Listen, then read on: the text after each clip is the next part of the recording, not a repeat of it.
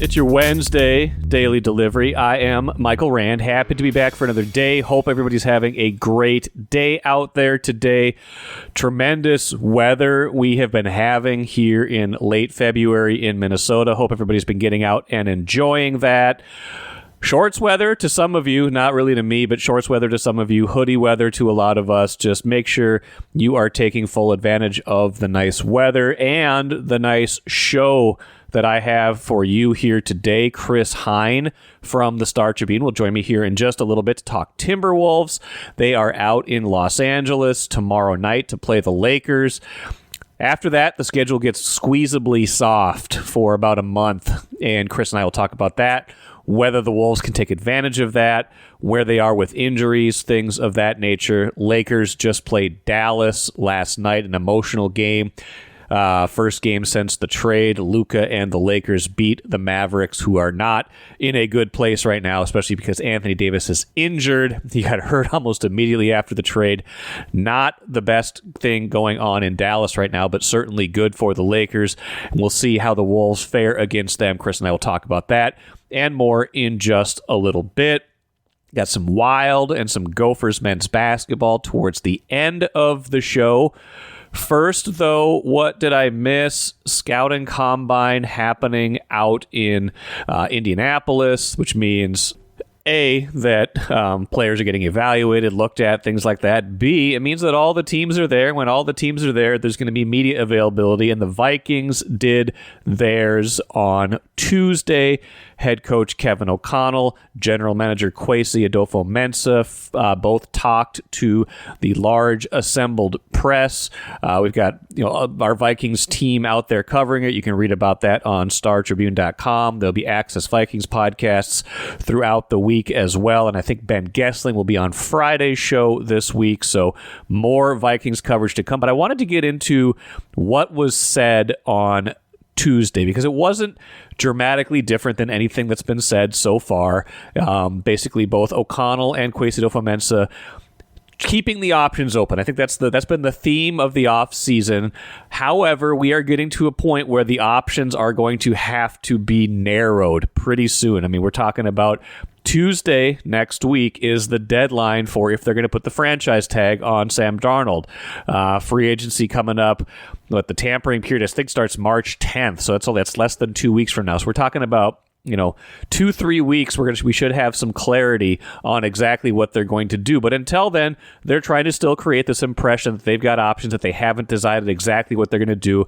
I'm trying not to read between the lines, but yet I am trying to read between the lines, because sometimes that's the only way you can discern what's going on. So I'm going to play two kind of long but relevant clips, I think, here. The first one from Kevin O'Connell, the second one from Kwesi Adofo-Mensah. It's going to take a few minutes, but I think it's worth it to hear from both of them talking about the quarterback situation at large and Sam Darnold in particular. So let's roll those right now from the Combine. As a quarterback fan, as a quarterback guy that has coached the position at the position, I played the position, coached it at a position coach level, coordinator, I was always in the room, and now as the head coach, I'm probably in the room a little bit more than some of those guys would probably like. But you always sit back and say, you're very thankful to have the depth that we've had at the position. To end the room with essentially the five guys sitting in the room that we had, including JJ, who was a part of every meeting and heavily involved, at that point in his rehab process. You're incredibly thankful for that. Sam's year was so fun to be a part of. Just thinking back to this time last year and then onward through the offseason, acquiring Sam and getting him to trust in us to help him on that next step in his quarterback journey, and what a step it was. So proud of the year he had. JJ's doing really well from a standpoint of where he's progressed to in his rehab, and in a phase now where he's got his sights set on that offseason program start date and getting off to a great start there. And then I can't speak enough about Daniel Jones. In the short time we did have him, I thought it was incredibly impactful for Daniel, but also for us to get to know him and allow him to kind of learn a little bit about our offense, how we train and coach the quarterback position.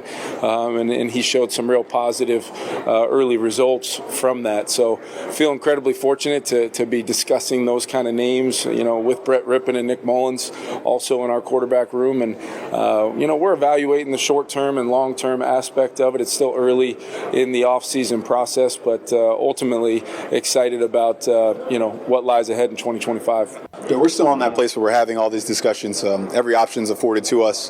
When we did the move originally, we wanted to create optionality, and part of the optionality was, believing and betting in a guy who is young, talented, believing in our infrastructure, able to do the things that we can do with quarterbacks. And so we're in a position where we have options, and we'll continue to work those options and figure out the best way for the Vikings to move forward.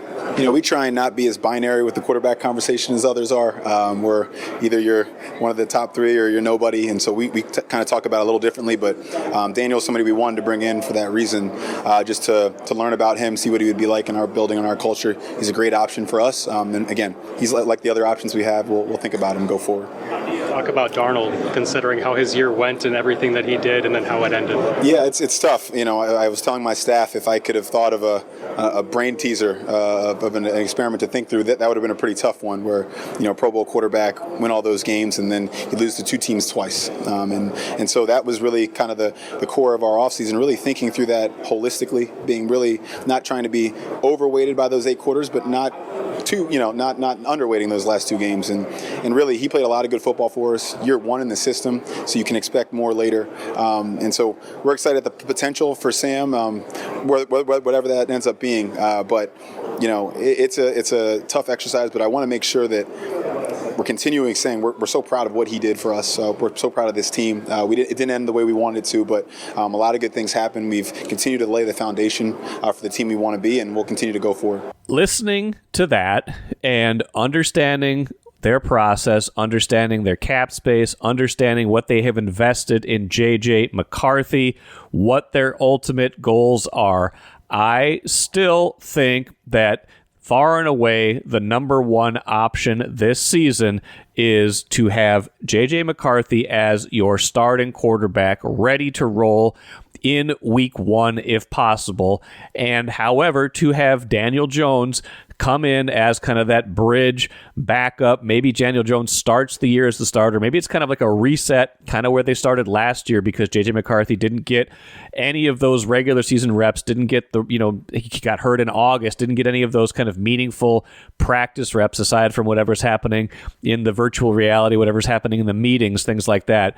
I think they kind of replay 2024 with Daniel Jones in the Sam Darnold role. I don't think they are going to choose the option where they're paying Sam Darnold either $41 million on a franchise tag or doing the thing where they give him a long-term contract and just say, hey, you know what, JJ, it's been real, but now we got to try to trade you. I just don't see them going that route. Now, will they be emboldened to use the franchise tag on Sam Darnold as an asset to then trade him? They're probably gauging his market as we speak at the Combine.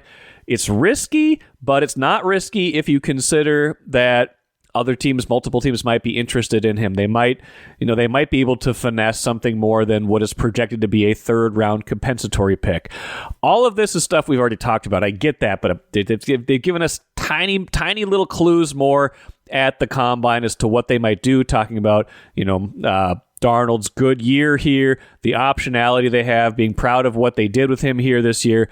Everything they've said keeps the window open, but also just tiny phrases just make me think that's where we're headed, that we're going to J.J. McCarthy and Daniel Jones in 2025. Maybe I'm wrong, but they still have better options than the Atlanta Falcons, who are trying to get us to believe that they are going to keep Kirk Cousins. That was the takeaway from the Falcons, that they are going to plan to keep Kirk Cousins. Now, he is owed $27.5 million guaranteed in 2025 and has another $10 million guaranteed that becomes guaranteed on March 17th. Now, ESPN has already reported that they are going to cut him. They are expected to cut him before that guarantee, but the messaging from the Combine was, no, we're going to keep him. They're probably trying to get people to think, hey, you can't just have him. We're not just going to cut him. You can't just have him for cheap. Come come make us an offer if you want Kirk Cousins. If that's the play, I am bewildered why they're not going along with Kirk Cousins' story that he was hurt last year, and that explains his poor play. Terry Fontenot, their general manager of the Falcons, was quoted at the Combine. Now, Cousins came out after the season and said, hey, my shoulder was hurt November 10th. That's why I didn't play very well, shoulder and elbow. But the GM, Fontenot, said Tuesday, injuries were not a factor. Here's his quote. We were only aware of that particular week. We talked about it when the decision was made. It was a football decision. There wasn't anything injury related.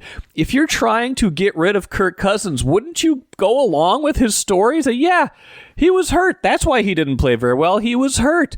Now he's fully healed. Come and get your quarterback. I don't know why you wouldn't go along with that story, if only to increase his value. I don't know. I don't get it. I don't know why you wouldn't go along with that. But hey, I'm not the Falcons. Glad I'm not, because I don't think they played the quarterback situation very well. And the Vikings, to their credit, have so far. All right, happy to talk Timberwolves today with Chris Hine. Chris, I got to be honest, I thought we were going to be talking about a 3-game losing streak, maybe with the chance to run it to 4 against the Lakers. What happened with that comeback the other night against Oklahoma City? I'm still trying to wrap my head around just what happened in that last few minutes. A comeback like that requires almost a perfect storm of everything to go right. Yeah. Oklahoma State not scoring for the last 3:47 or whatever it was of the game. The Wolves getting enough buckets. Defensively, the Wolves played well, but even in that midst, it's like if the Thunder just hit one shot, they win the game. It's crazy to think of all of those, just the probabilities and possibilities of and everything that had to break right for the Wolves to actually come back and win that game. But listen, they've come back a few times this year. There's that Houston game earlier where they were down like 15 or 16 with about 3.5-4 minutes left, whatever that was. That was almost a similar kind of comeback in terms of the amount of points they had to make up in the time they made it up in. But this one, coming on the road when you were already down 25 at one point and you're playing the best team in the West, and all of a sudden, and without Anthony Edwards and without all these other guys in their rotation, what an impressive win. And like you said, you wrote in your piece, they really are capable of losing to anybody and beating anybody. It's amazing. Which makes them, I think, potentially potentially difficult to play in the playoffs. Also potentially disappointing. But how do you reconcile? They're now 11-7 against the 6 teams that are technically above them in the West right now, including 2 wins in the last few weeks against Oklahoma City, which is by far and away the best team in the West. And the 3rd game they played against Oklahoma City was close. They could have won that game as well. They certainly could have lost Monday. But what's, without Rudy Gobert, without Randall, without DiVincenzo, a lot of this is Terrence Shannon Jr. It's Jaden McDaniels taking a big step, which I don't think I saw coming. What about his play lately in particular? Jaden's been fantastic. He didn't really. I don't think he took a 3 last night. No, he didn't. When he off the bounce, getting to that kind of 8 to 10 foot mid range that he likes, getting to the rim as he did late in that game, he looks phenomenal. This is the Jaden McDaniels that we saw 2 years ago, 3 years ago, even. I remember his game was kind of coming on 3 seasons ago, and he had an ankle injury that disrupted his season. And then leading into the playoffs, it wasn't quite the same, but he's shown this ability. I think some of it is, opportunity, role within the offense, trying to find your place, trying to play your role, not overstep your bounds. But right now, with so many people out, roles are redefined on a night-to-night basis based on who's in and who's out. You need guys to step up, and he stepped up on a number of games over the last couple of weeks. And that's what is going to be so interesting moving forward the rest of this season and even into next season is what does the coaching staff and what does the front office determine is real is temporary? Is guys having just a good week or two? Like when it comes to some of these young players, when it comes to Jaden, when it comes to Nas in the starting lineup, like what is real, what is not? And then when you have to make some decisions roster-wise, what goes and what stays. But I think all things considered, how they have navigated this last 3-4 weeks, it's got to give you a little bit of hope as a fan base, because you've seen these young guys and Jaden and Nas, when they have been given more of a role or more of an opportunity or more playing time, everybody has largely stepped up for the most part. Yes, they've had some bad games. They've had some clunkers here and there, and guys have off nights, but everybody has shown, if you're talking about the young players, everybody has shown their potential and what they could be at the NBA level. And Jaden McDaniels and Naz Reid have shown what they could be if they're given more opportunity. You know, of the three like really young guys, we're talking about Dillingham, Shannon, and Clark.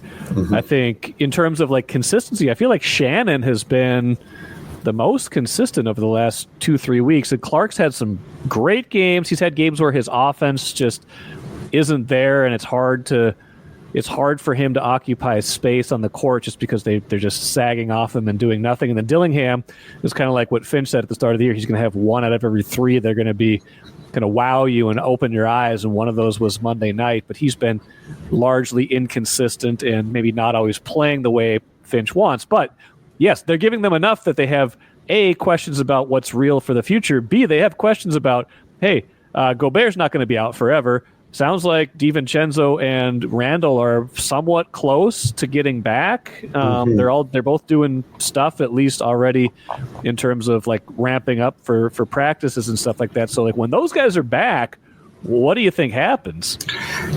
I don't know. Yeah, I don't think they know. They don't have to know I'm not yet. sure. They don't Well, have to first know yet, of all, having everybody healthy is a good problem Of course. to have. Yeah, of course. So the Wolves should be so fortunate to get back to that point.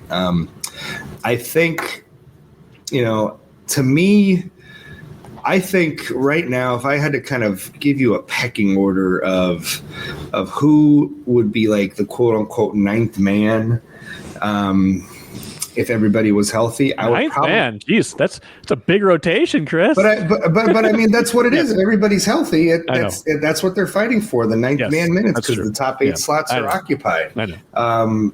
So it's, to me, I think Jalen Clark is probably the first crack at that role, just because of his defensive acumen. And I think Jalen Clark could actually be.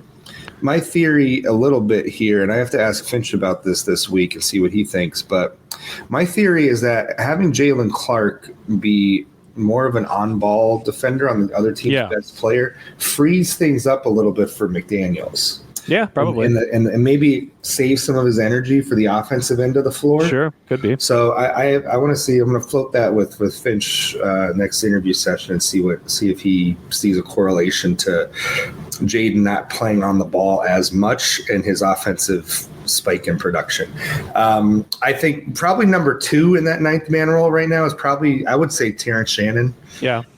Just because the scoring pop and the ability to get downhill, really, he's a force in transition for them, and Dillingham is too. But I think with Shannon's ability to just go up, get a rebound, and then just start the break, I think that's important. He's defensively, I think, pretty sound. He had a couple of big blocks in the fourth quarter last night. Huge plays in that game. So, and then I would probably say Dillingham third, but that's just because I think, when DiVincenzo comes back, they'll probably feel like they have enough ball handling. That's something that they might not necessarily need in the 9-man mix, but you never know on a night-to-night basis. I mean, again, Rob can come in a game and be instant offense if for whatever reason, guys are struggling on a given night. He can come in and try to light a spark for them. So honestly, I think it will depend on a night-to-night basis what the team needs on a given night. Depends on the opponent. But I think all three of those guys have proven themselves worthy of minutes. And it's just a matter of how much and how often.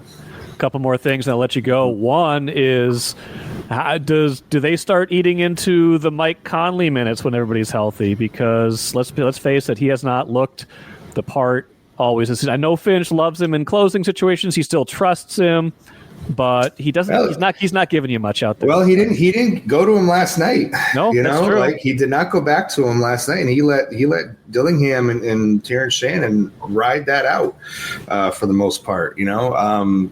And that's what I think. I think that's been a subtle change, and I've mentioned it, I think, here before, and I've written about it. But I think Finch has shown more of a willingness to close with different lineups on a night-to-night basis than he has previously. Everybody's obsessing about the starting lineup and who's going to start. Is Nas going to start over Julius? How do you take him out? What's the starting lineup going to be? This and that. To me, it's more important who's going to be closing games. And how the minutes are distributed throughout the course of the game, no matter who starts. Because there were times, and there are times, where Julius, Rudy, and Mike will sit in end-of-game situations, and Nas ends up playing, into the mid-30s, even though he's coming off the bench. So that, to me, is the big thing to watch is, regardless of who's starting. And I do think my gut tells me at some point that, Finch will go back to the starting lineup before Dante got hurt, which was Dante was in the starting lineup with Julius, Jaden, and Rudy. I think they probably get back to that, but you have more optionality now to chuck that or to chuck that, and just roll with whatever lineups you feel like. And I think that's another byproduct of this stretch here is Finch hasn't had the luxury of like set rotations or set 5-man rotations. He's kind of had to sort of wing it in some ways on a night-to-night basis and just kind of try to find 5 guys that work well on a given night. And I think, that's, we'll see if that alters his style once everybody's back. Is he a little more random in his 5-man combos?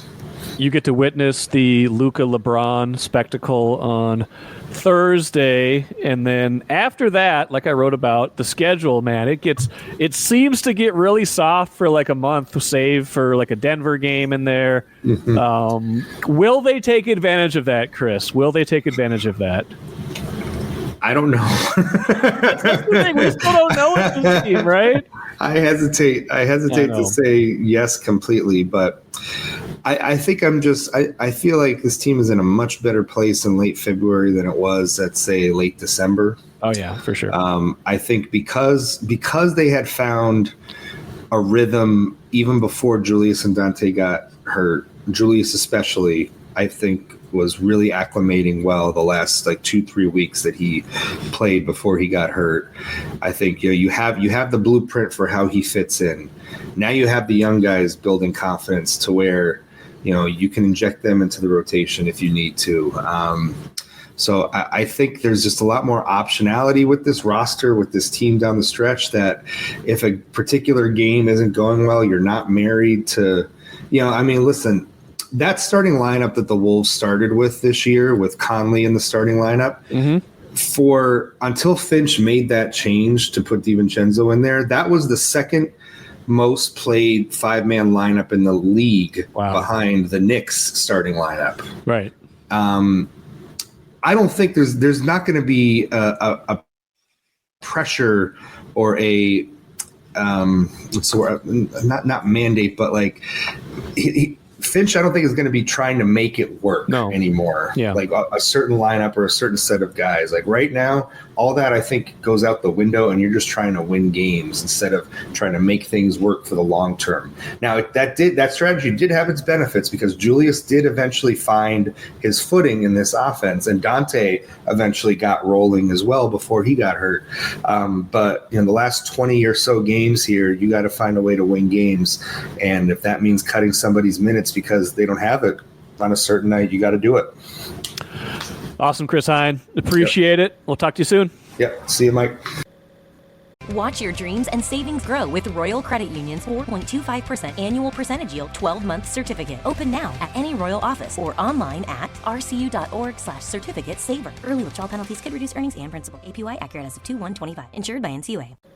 Great stuff from Chris, as usual. It's amazing what a 25-point rally against one of the best teams in the NBA will do for your perspective. I had texted him, like I said earlier, Tuesday before we recorded, saying, hey, I think we're going to be talking about, it was Monday night, I think we're going to be talking about a 3-game losing streak that could become a 4-game losing streak. And I basically gave up on that Thunder game. I only came back to it when I saw people on social media talking about it getting close on Monday night. I just feel like breaking up any kind of, streak there. You don't want to have a 4-game losing streak right in the middle of trying to fight for playoff position, even if it's against tough teams. Houston, Oklahoma City twice, the Lakers.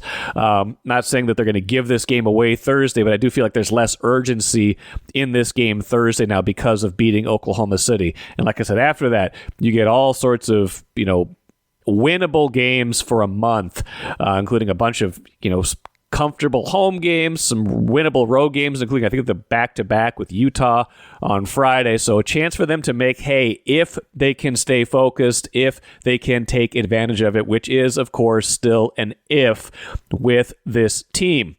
Let's finish with the cooler. A couple of disappointing results on Tuesday night from local teams. Gophers men's basketball team. Group chat. One of the members of the group chat said maybe this talk about keeping Ben Johnson was a little hasty. Lost again at home, this time to Northwestern. They had this opportunity. We talked about it. They had gone 6-3 in their 9 most recent Big Ten games to make you feel better about where they were. Swept that LA road trip against USC and UCLA. Yeah, it was like a little bit smoke and mirrors because they were only ahead for like 3.5 minutes combined in those 2 games, but wins are wins. They pulled them out of the end. And then they were coming home to face Penn State and Northwestern.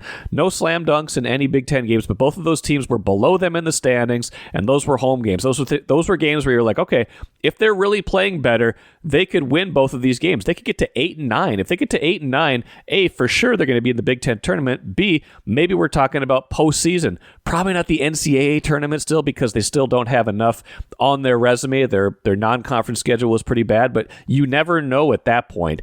Instead, they lost to Penn State over the weekend, and now last night lost to Northwestern 75-63. Huge game from Dawson Garcia. Didn't get much help from anybody else. Ben Johnson basically saying after the game, we know it's in us. We've beaten a lot of good teams. It's just not a consistency thing. I don't know. To me, it's still not a talent thing. They just don't have enough good players. Sometimes people rise up. Sometimes people fall back down. The sum total of it is that sometimes, like he says, they can compete if their players make their shots, if they have good games, but they don't have enough talent to stack those good games on top of each other, and that is what is doing them in at this point in the season. 6-11 now in the Big Ten.